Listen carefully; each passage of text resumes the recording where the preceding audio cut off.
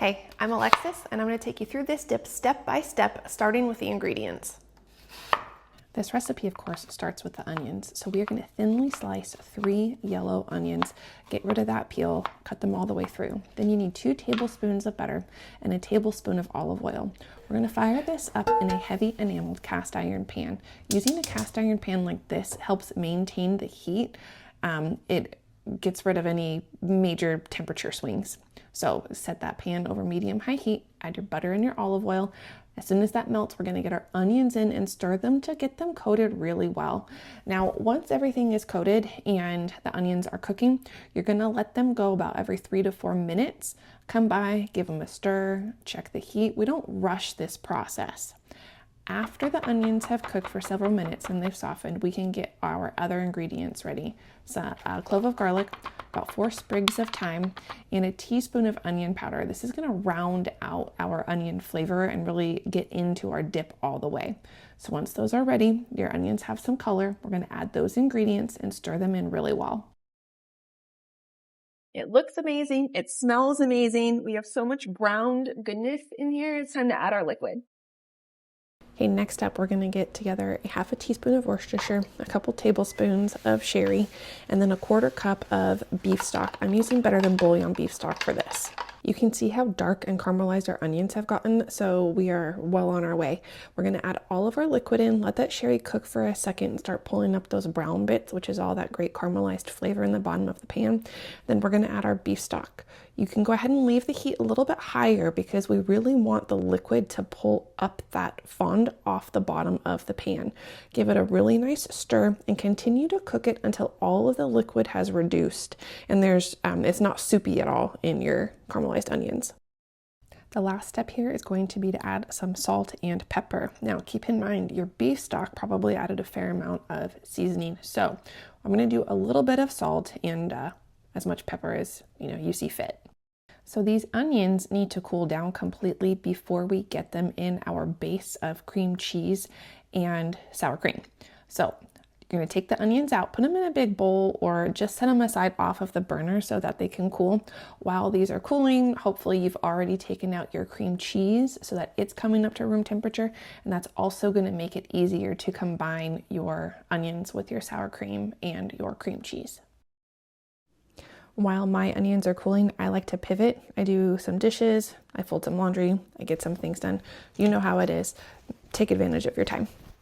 Okay, so the secret to our success, now that we have caramelized these beautiful onions, is to get them in a food processor and pulse them so that they are a uniform consistency. I should have done this in 2 batches. I was overly ambitious. I love this mini food processor. I'm going to link to it in the description for you. But what we're going to do is we're going to pulse these in our mini food processor so that they're a super fine consistency. That's going to make the dip much easier to eat, and it's really going to help that onion flavor get everywhere through our cream cheese and our sour cream. Now all we have to do is combine our cooked onions with our room temperature cream cheese and sour cream. So what I'm going to do is I'm going to start by folding these 2 together in this bowl. And then I'll add my onions. Okay, into your 8-ounce block of cream cheese, we're going to add a cup of sour cream. If you didn't take your cream cheese out early enough to make it easier to work with, pop it in the microwave for like 15 seconds, and that'll make it soft enough that it's easy to stir these 2 together. Once your cream cheese and your sour cream are combined, you can add in your pulsed caramelized onions. Fold it in, stir it really well, and you're good to go. All right, so I'm going to give it a quick taste to check for salt and pepper.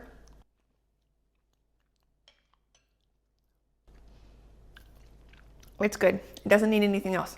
The onion flavor is going to permeate our creamy base in the next 24 hours. What we're going to do is we're going to put it in an airtight container and put it in the refrigerator so that all that creamy goodness can come together. And then the next day, the day of your party, you can serve this dip. It's going to taste amazing. So excited for you. Excited for me. All right, so for the chef's tax, you get to bust out a couple potato chips and try what's left over in the bowl, what you can't get off the spoon.